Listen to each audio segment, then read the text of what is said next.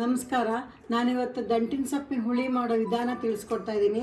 ಕಾಲು ಕಟ್ಟದ ದಂಟಿನ ಸೊಪ್ಪು ತೊಗೊಂಡು ಚೆನ್ನಾಗಿ ತೊಳೆದು ಹೆಚ್ಚಿಟ್ಕೊಂಡಿದ್ದೀನಿ. ನಾನು ಬೇಳೆನ 1 ಲೋಟ ಬೇಳೆ ಬೇಯಿಸಿಟ್ಕೊಂಡಿದ್ದೀನಿ. ಒಂದು ಮಾಮೂಲು ಟೊಮೆಟೊ ಹೆಚ್ಚಿಟ್ಕೊಂಡಿದ್ದೀನಿ. ಸಾಂಬಾರು ಪುಡಿ ಈ ಸ್ಪೂನಲ್ಲಿ 3 ಸ್ಪೂನ್ ಸಾಂಬಾರು ಪುಡಿ ತೊಗೊಂಡಿದ್ದೀನಿ. 1 ಸ್ಪೂನಷ್ಟು ತಿಳಿ ಸಾರಿನ ಪುಡಿ ತೊಗೊಂಡಿದ್ದೀನಿ. ಒಗ್ಗರಣೆಗೆ 3 ಒಣಮೆಣಸಿನ್ಕಾಯಿ ಇಟ್ಕೊಂಡಿದ್ದೀನಿ. ಒಣಕೊಬ್ಬರಿ ತುರಿದಿಟ್ಕೊಂಡಿದ್ದೀನಿ. ಸ್ಟವ್ ಹಚ್ಚಿ ಇದ್ರ ಮೇಲೆ ಒಂದು ಬಾಣಲೆ ಇಟ್ಟಿದ್ದೀನಿ. ಈಗ ಸ್ವಲ್ಪ ಬಾಣಲೆ ಕಾದಿದೆ. ಈಗ ನಾನು 3 ಸ್ಪೂನ್ ಅಷ್ಟು ಎಣ್ಣೆ ಹಾಕ್ತಾ ಇದ್ದೀನಿ.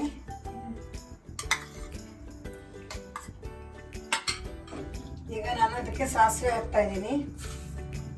1/4 ಸ್ಪೂನ್ ಅಷ್ಟು ಸಾಸಿವೆ ಹಾಕ್ತಾ ಇದ್ದೀನಿ. ಸಾಸಿವೆ ಚೆನ್ನಾಗಿ ಸಿಡಿಬೇಕು. ಒಣಮೆಣಸಿನ್ಕಾಯಿ ಹಾಕ್ತಾ ಇದ್ದೀನಿ.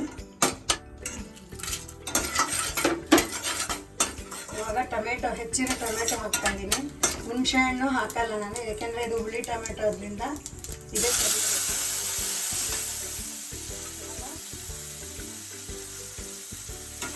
ನೀರು ಹಾಕ್ತಾ ಇದ್ದೀನಿ. ಸೊಪ್ಪಿನ ಒಳಗೆ ನೀರು ಸ್ವಲ್ಪ ಜಾಸ್ತಿ ಹಾಕಿದ್ರೆ ಟೇಸ್ಟ್ ಚೆನ್ನಾಗಿರುತ್ತೆ. ಈಗ ಸ್ವಲ್ಪ ಅರಿಶಿನ ಹಾಕ್ತಾ ಇದ್ದೀನಿ.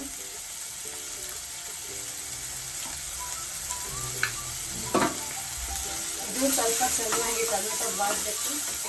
ಈಗ ಹೆಚ್ಚಿಟ್ಕೊಂಡಿರೋ ದಂಟಿನ ಸೊಪ್ಪಿನೊಳಗೆ ಹಾಕ್ತಾ ಇದ್ದೀನಿ.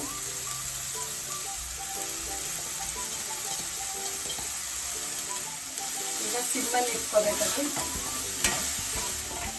ಬೇಳೆ ಬೇಯಿಸಿಟ್ಕೊಂಡಿರೋ ನೀರು ಇದಕ್ಕೆ ಹಾಕ್ತಾ ಇದ್ದೀನಿ. ಇದ್ರ ಮೇಲೆ ಇವಾಗ ಒಂದು ಪ್ಲೇಟ್ ಮುಚ್ಚಿಡ್ತೀನಿ. ಸ್ವಲ್ಪ ಸೊಪ್ಪು ಬೇಯಬೇಕು, ಒಂದು 5 ನಿಮಿಷ. ಇವಾಗ ಪ್ಲೇಟ್ ಮುಚ್ತೀನಿ ನಾನು ಇದ್ರ ಮೇಲೆ. ಇದೊಂದು 5 ನಿಮಿಷ ಬೇಯಬೇಕು ಸೊಪ್ಪು. 10 ನಿಮಿಷ ಆಗಿದೆ. ನಾನು ಪ್ಲೇಟ್ ತೆಗಿತಾ ಇದ್ದೀನಿ. ಸೊಪ್ಪೆಲ್ಲ ಚೆನ್ನಾಗಿ ಬೆಂದಿದೆ. ಇದಕ್ಕೆ ನಾನು ಇವಾಗ ಬೇಳೆ ಹಾಕ್ತೀನಿ. ಬೇಳೆ ಹಾಕಿ ಪುಡಿಗಳೆಲ್ಲ ಹಾಕಿ ಚೆನ್ನಾಗಿ ಒಂದು 5 ನಿಮಿಷ ಕುದಿಸ್ತೀನಿ. ಸೊಪ್ಪೆಲ್ಲ ಮೆತ್ತಗಾಗಿದೆ. ಇವಾಗ ನಾನು ಇದನ್ನು ಬೇಳೆನ ಬೇಯಿಸ್ಕೊಂಡಿರೋದು ಇದರೊಳಗೆ ಹಾಕ್ತಾ ಇದ್ದೀನಿ.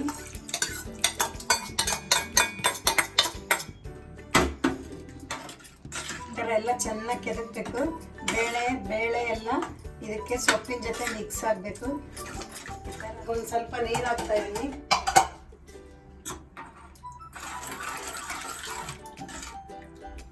ನೀರು ಹಾಕಿದ್ಮೇಲೆ ಚೆನ್ನಾಗಿ ಕುದಿಬೇಕಿದು. ಇವಾಗ ಮೀಡಿಯಮ್ ಆಗಿದ್ದ ಸ್ಟವ್ನ ಸ್ವಲ್ಪ ಹೈಯಲ್ಲಿ ಇಟ್ಕೊಂಡಿದ್ದೀನಿ. ರುಚಿಗೆ ತಕ್ಕಷ್ಟು ಉಪ್ಪು ಹಾಕ್ತಾ ಇದ್ದೀನಿ. ಇವಾಗ ಇನ್ನೂ ಒಂಚೂರು ಮೇಲೆ ನಾನು ಹಿಂಗೆ ಹಾಕ್ತಾ ಇದ್ದೀನಿ, ಹಿಂಗಿನ ಪುಡಿನ.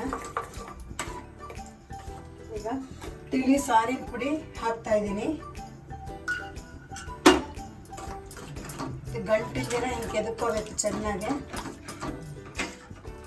ಸಾಂಬಾರ್ ಪುಡಿ ಹಾಕ್ತಾ ಇದ್ದೀನಿ.